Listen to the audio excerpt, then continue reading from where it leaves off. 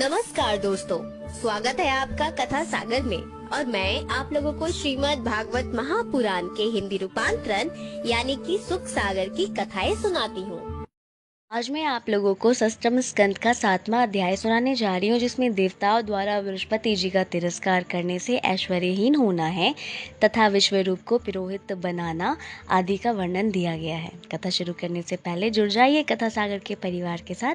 कर दीजिए चैनल को सब्सक्राइब, हिट कर दीजिए बेल आइकन और ऑल नोटिफिकेशंस कर लीजिए ऑन, और वीडियो को लाइक और कमेंट ज़रूर कीजिए। और अब प्रभु के चरणों में अपना सिर झुकाकर उनसे आशीर्वाद ले और मेरे साथ एक बार प्रेम पूर्वक बोले, ओम नमो भगवते वासुदेवाय नमः। और प्रभु में अपना मन और ध्यान लगाकर उनमें लीन होकर इस कथा को सुने। राजा परीक्षित ने कहा, हे भगवान, आचार्य बृहस्पति ने अपने प्रिय देवताओं को किस लिए त्याग दिया? उनसे गुरु का क्या ऐसा विपरीत कार्य हुआ, वो आप मुझको बतलाइए।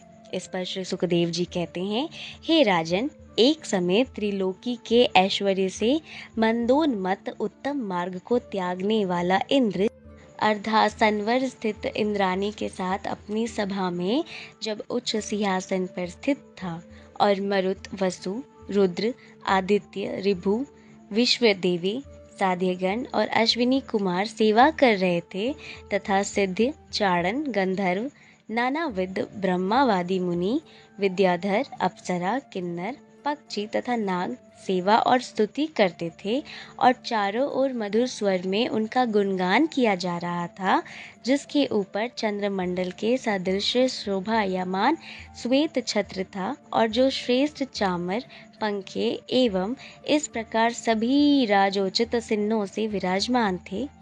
उसी समय उनके तथा देवताओं के परम गुरु मुनि श्रेष्ठ बृहस्पति जी उस सभा में आए, परंतु उन्हें आया हुआ देखकर इंद्र ने आसन से उठकर उनका प्रत्युत्थान एवं आसन आदि देखकर सम्मान नहीं किया। सम्मान की बात तो बहुत दूर तक है, इंद्र अपने आसन से हिला तक नहीं। फिर तो अत्युत्कट समर्थ त्रिकालदर्शी विद्वान बृहस्पति उसी क्षण सभा से वापस लौट गए। उन्होंने जान लिया कि यह ऐश्वर्य मद विकार है, अतः मौन होकर अपने घर को चले गए। इसके बाद जब इस बात का इंद्र को ज्ञान हुआ और उसको यह बात प्रतीत हुई कि मैंने गुरु का अपमान किया है, तो वो सभा में स्वयं अपनी इस प्रकार निंदा करने लगा, अहो, यह बहुत भयंकर नष्ट बुद्धि द्वारा अपराध हो गया, जो ऐश्वर्य मद से अंधा होकर इस देव सभा में प्राप्त हुए गुरु की मैंने अवज्ञा की। देवों का स्वामी होने पर भी मैं मोह से ग्रसित हो गया और मेरे चित्त में यह आसुरी भाव उत्पन्न हो गया। तब भला यह जानकर भी उस लक्ष्मी की इच्छा कौन ज्ञानी जीव करेगा? सिंहासन पर स्थित कोई भी चक्रवर्ती सम्राट किसी गुरु के आ जाने पर भला कैसे नहीं उठेगा? यदि ऐसा वह नहीं करता है तो जानो ये कि वह उत्तम धर्म की मर्यादा को नहीं जानता है। ऐसे कुमार्गी उपदेशक भयंकर नरकों में पड़ते हैं, जो अनपढ़ के वचनों पर विश्वास करते हैं, और इसी कारण वे पाषाण निर्मित नौकारूढ़ जीवों के सदृश मध्य में डूब जाते हैं।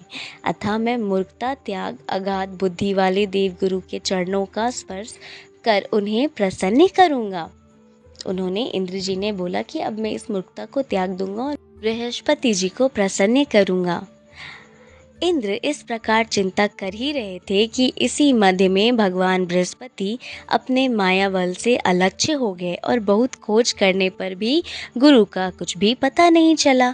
तो अन्य देवताओं के संग भगवान इंद्र दूसरा मार्ग विचार करने लगे, पर बुद्धि से वे कुछ निश्चित नहीं कर सके और उनका मन भी शांत नहीं हुआ। इधर जब मदोन्मत्त आताताई असुरों को इसका पता चला, तो वे आचार्य शुक्र की आज्ञा प्राप्त करके अस्त्र शस्त्र से रक्षित हो देवताओं पर आक्रमण कर दिए।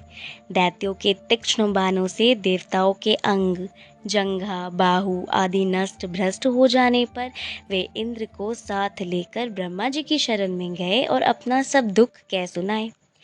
उसे सुन और देवताओं को अत्यधिक दुखी देखकर दया दर्व भाव से स्वयं भगवान ब्रह्मा जी ने उन्हें बहुत प्रकार से समझाते हुए कहा और उनसे देवताओं से कहा, अहो देवताओं, बड़े दुख की बात है कि तुम लोगों ने बहुत कुत्सित कार्य किया। जो ऐश्वर्य मदोन्मत्त हो, जितेंद्रिय और ज्ञानी उस ब्राह्मण का सत्कार नहीं किया, या उसी का फल है कि तुम समृद्धशाली होकर भी अपने से बलहीन शत्रुओं से पराभव को प्राप्त हुए। हे इंद्र, गुरु का तिरस्कार करने से हीन बल वाले शत्रुओं को ही देखो, जो वे शक्ति से अपने गुरु शुक्राचार्य की अर्चना कर आज कितने उन्नतशील हो गए हैं।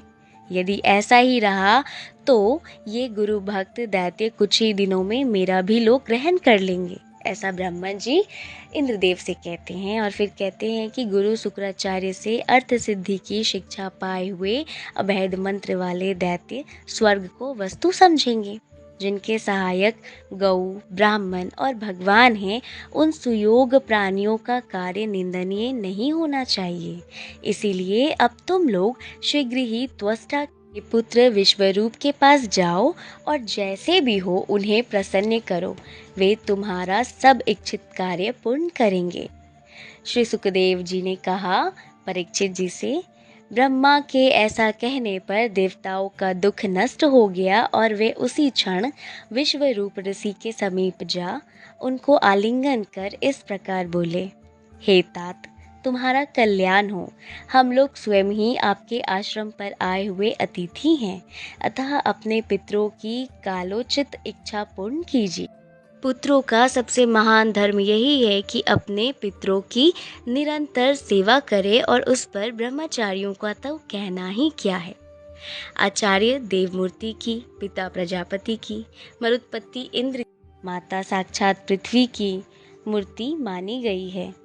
बहन दया की, अतिथि धर्म की, अभ्यागत अग्नि की और सब प्राणी अपने अपने आत्मा की मूर्ति माने जाते हैं। हे तात, तुम्हारे हम पितृ हैं। इधर हम शत्रुओं से पराजित होने से बहुत दुख में पड़ गए हैं, अतः आप अपने योग बल से हमारे इस अत्युत्कट कष्ट को हटाते हुए हमारी आज्ञा मानिए। ब्रह्मज्ञानी ब्राह्मण होने के निमित्त आप हमारे गुरु बनिए। हम आपको अपना आचार्य बनाना चाहते हैं, अतः ऐसा कीजिए कि जिसमें हम आपके तेज से शत्रुओं पर विजय प्राप्त कर लें। और फिर देवतागण विश्व रूप से कहते हैं कि ये कहने की तो बिल्कुल भी आवश्यकता नहीं है कि मैं आपका पुत्र हूँ और कैसे गुरु बन सकता हूँ। बात तो यह है कि कार्य सिद्धार्थ अपने छोटे का पूजन करने से कोई निंदा नहीं होती। हे ब्राह्मण, आयु ही बड़प्पन हेतु नहीं होती, वह वेद के ज्ञान से होती है। सुखदेव जी परीक्षित जी से कहते हैं, हे राजन, तब उन देवताओं द्वारा प्रार्थित पौरोहित्य कार्य के लिए महातपस्वी विश्वरूप जी ने स्वीकृति दे दी और मधुर वाणी में देवों से कहा, हे देवताओं, पौरोहित्य कर्म से ब्रह्मत्व नष्ट हो जाता है। इस कारण धर्मात्मा प्राणी ऐसे कर्म की आलोचना करते आए हैं। हे प्रभु, आप सब लोकपति मुझे प्राप्त करने की प्रार्थना कर रहे हैं, तो आपका शिष्य मेरे सदृश यह जीव उसका तिरस्कार किस प्रकार कर सकता है। शिष्यों का यदि सबसे श्रेष्ठ अभिप्राय कोई हो सकता है तो यही कि वह गुरुओं की आज्ञा का रक्षण करता रहे। हे देवताओं, यज्ञों का धन शिलोक्षण कर्म ही है, जिसके द्वारा अच्छे लोगों का सब कर्मों की रक्षा करने वाला परम कुत्सित कर्म मैं करूँगा, जिससे केवल नष्ट बुद्धि वाले ही प्रसन्न होंगे। इससे अधिक मैं और क्या करूँगा। कारण गुरुजनों ने इच्छा ही क्या की, सब आपकी आज्ञाओं को अपने प्राण और धन गवाकर भी साधन करूँगा। श्री सुखदेव जी ने कहा, हे राजन, देवों से प्रतिज्ञा कर महातपस्वी विश्व रूप से शुक्राचार्य के विद्यापल से रक्षित होने पर भी दैत्यों की राजश्री अपनी वैष्णवी विद्या के योग से उनके ग्रहण कर इंद्र को दे दिया, जिससे पालित हो इंद्र ने दैत्यों की सेना जीत ली, जिसे उदारधी विश्वरूप ने इंद्र को ही बतलाया था। इसी के साथ ये कथा यहीं पर संपूर्ण होता है। तो सब कोई मेरे साथ एक बार प्रेम पूर्वक बोले ओम नमो भगवते वासुदेवाय नमः। और अब हम लोग 8वें अध्याय में नारायण कवच को सुनेंगे। इसी के साथ अब मैं लेती हूँ आप लोगों से विदा। तब तक के लिए आप धर्म की बातों को और सारे वीडियोस को शेयर कीजिए, इस पर कमेंट कीजिए और प्रभु में अपने मन को लगा कर रखिए। सबसे मिलजुल कर रहिए, प्रभु में अपना मन और ध्यान लगा कर रखिए। भगवान आप सभी की मनोरथों को पूर्ण करें। ओम शांति, ओम शांति, ओम शांति।